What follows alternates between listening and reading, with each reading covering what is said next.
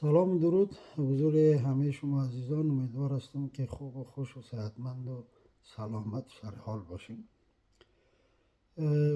در حال و هوای سپتامبر و 25 سپتامبر روز جهانی نسل کشی هزاره ها هستیم و امروز هم مصادف است با دومین سالگرد شهادت دخترکان مظلوم در کورس کاج در کابل که نمونی از نسل کشی هزاره ها در افغانستان و ادامه نسل کشی هزاره ها در افغانستان بود. وقتی صحبت از نسل کشی هزاره ها در افغانستان میشه، من فکر میکنم که ضرورت بازخوانی تاریخ از زمان عبدالرحمن شروع تا به حال برای همه مردم افغانستان، اونایی که علاقمند هستن به سرنوشت انسان ها، به سرنوشت یک کشور و ای که چرا یک کشور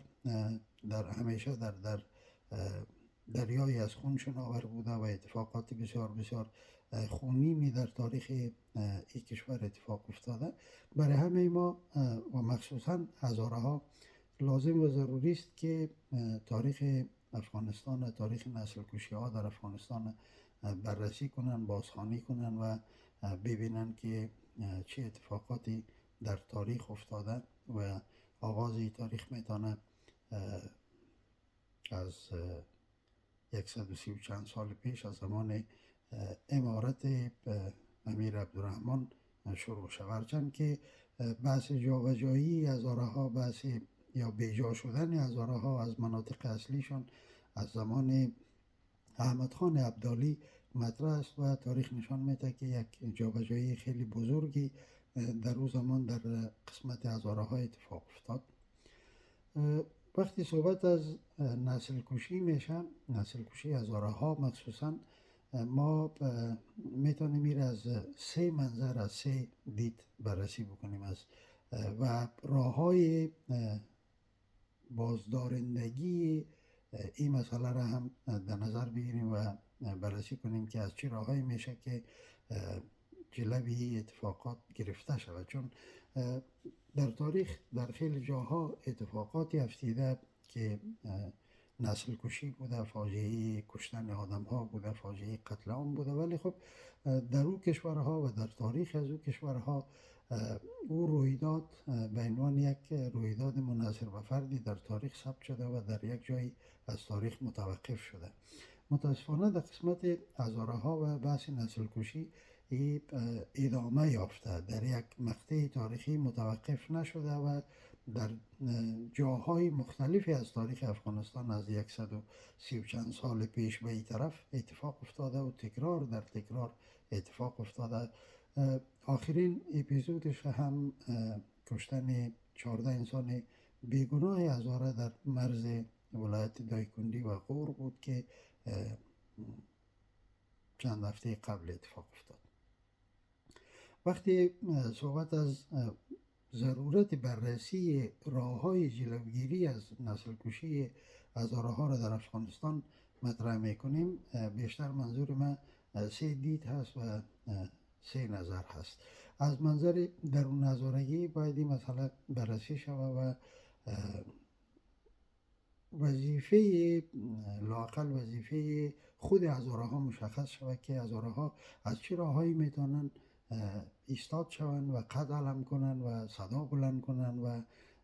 راه های موثر را برای جلوگیری از تکراری رویدادها در پیش بگیرن. کار جمعی در میان هزاره ها که من خودم هم یک هزاره هستم، به نظر من بسیار مشکل هست. اگر ناممکن نباشه خیلی مشکل است. ما این مشکلات میبینیم که همون یک اصطلاحی بود که میگفتن هزاره ها هستند 2000 راه و 10,000 راه مختلف میرن و برگرد یک محور نمیتونن جمع شون و اگر هم جمع میشن این جمع شدن موقتی هست و تا یک جایی را ادامه پیدا میکنه و بعد دچار تشتت و پراگندگی میشه. و این ما در اشکال گوناگون در درون جامعه هزاره میبینیم. هزاره ها اگر میخواهند که برای جلوگیری از قتل عام خود در افغانستان، از نسل کشی خود در افغانستان راههایی را بیاندیشند، اولین راهش کار جمعی است. کار جمعی را بیاموزند و تمام مشکلاتی را که در یک گروه، در یک جمع ممکن است در یک کار جمعی اتفاق بیفته را با جان دل بپذیرند و یک هدف تعیین بکنن و دنبال همون هدف روان باشن و تا در او هدف نرسیدن نام توقف و تشتت و اختلاف و پراکندگی را نگیرن. ما نمونه‌های فراوانی از این تشتت را در درون جامعه هزاره می‌بینیم. در احزاب سیاسی هزاره ها دیدیم در طول تاریخی که بعد از تجاوز روس‌ها در افغانستان بود. تعدد احزاب در بین هزاره ها را دیدیم و جنگ های داخلی در بین هزاره ها را دیدیم، به خاطری که در او مقطعی از تاریخ هزاره ها همگی مسلح بودن و همین تشتت و همین هزار راه سیاسی که هزاره ها رفتن اونا را دچار اختلافات داخلی ساخت و دچار جنگ های خانمانسوز داخلی ساخت. متاسفانه جوان های زیادی در این مقطعی از تاریخ به خاک خون افتادن و بعد از جمهوریت میشه گفت که بعد از حادثه 11 سپتامبر در امریکا و سقوط حکومت اول طالبان در افغانستان، هزاره ها یک رویکرد مختلفی را پیش گرفتن و این رویکرد معطوف و تعلیم و کمایی علم و دانش در سطوح بلند بود و در این راه خیلی هم موفق ظاهر شدن و خیلی هم خوش درخشیدن. کار جمعی اما با وصفی هم در درون جامعه هزاره طاقت فرساست و هزاره ها باید رنج و مهنتی کار طاقت فرسا را با جان دل بخرن و در کنار یک دیگه خود به اتحاد و به وفاق فکری برسن و هدف تعیین شده که میتونه یکی از اهداف جلوگیری از تکرار رویدادهای نسل کشانه در افغانستان باشه دنبالش باشن. در سطح ملی ما این موضوع را در 3 سطح میتونم که مطرح بکنم. یکی سطح درون هزارگی است و سطح ملی و سطح بین المللی. در بحث سطح ملی متاسفانه که ما با یک دیوار بسیار سفت و سخت به نام تبعیض نژادی و تبعیض قومی و تبعیض مذهبی، اگر خیلی کمرنگ بوده این موضوع، ولی تبعیض قومی و نژادی یک سد بسیار مستحکم است که در سطح ملی فراراه هزاره ها وجود دارد و شاید یکی از دلایلی که هزاره ها نتوانستند از درون دیگر اقوام یارگیری کنند و روشنفکران و تحصیل کردگان و سیاستمداران و فرهنگیان و آدمای صاحب رسوخ و صاحب نفوذی از دیگر اقوام با دایه برحق و انسانی خود که توقف نسل کشی هزاره ها باشه، توقف تبعیض سیستماتیک بر علیه هزاره ها باشه، از او جمع یار بگیرن و اونا رو با خود همراه و همکار بسازن. یکی خب ضعف هزاره ها در این مسئله مطرح است و یکی همی که سد مستحکمی که در ذهن جامعه ایجاد شده و جامعه هزاره ها را به عنوان یک موجود پست و حقیر و فرودست میبینن و این طرز تفکر در نهاد فکری جامعه نهادینه شده و در طرز دید جامعه رسوخ کرده و رسوب کرده و این یک سد سکندری است که باید با همت هزاره ها و با همکاری انسان های دلسوزی از دیگر اقوام این سد شکستانده شود و هزاره ها لااقل در این مرحله از کار و پیکارشان بتانن در این سد سمنتی و در این سد کانکریتی رسوخ بکنن و بنیانی تفکر لرزان بسازن و ثابت بکنن که ما به عنوان انسان‌های برابر و ارزشمند در این جامعه باید که از حاشیه ها بیاییم بیرون، از حاشیه ها باید بیاییم بیرون و در متن باشیم و جامعه هم بپذیره که ما با اونا شریک هستیم، دیگر اقوام هم بپذیره که ما در این خانه با همه اقوام شریک هستیم و به عنوان یک شریک معامله به هزارها دیده شود. متاسفانه اما قسمی که گفتم در طول 100 و چند سال، 130 و چند سال هزارها از لحاظ فیزیکی قتل عام شدن، از لحاظ فرهنگی هم قتل عام شدن، از جامعه به حاشیه رفتن، گم شدن، غایب شدن و در نبود هزارها خب دیگرها برشان تصمیم گرفتن و متاسفانه که تصمیم های خوبی نبود. ما در افغانستان بیشتر به برابری اقوام و ملیت ها باید معتقد باشیم، نه به برادریشان که به قول دستگیر روشنیاله عزیز برادری خطر برادر بزرگ داره. وقتی ما سیستم برادری رو تبلیغ میکنیم یک کسی هم پیدا میشه که من زورم از شما بیشتر است و من برادر بزرگ هستم و بیشتر حق دارم و تیوریسن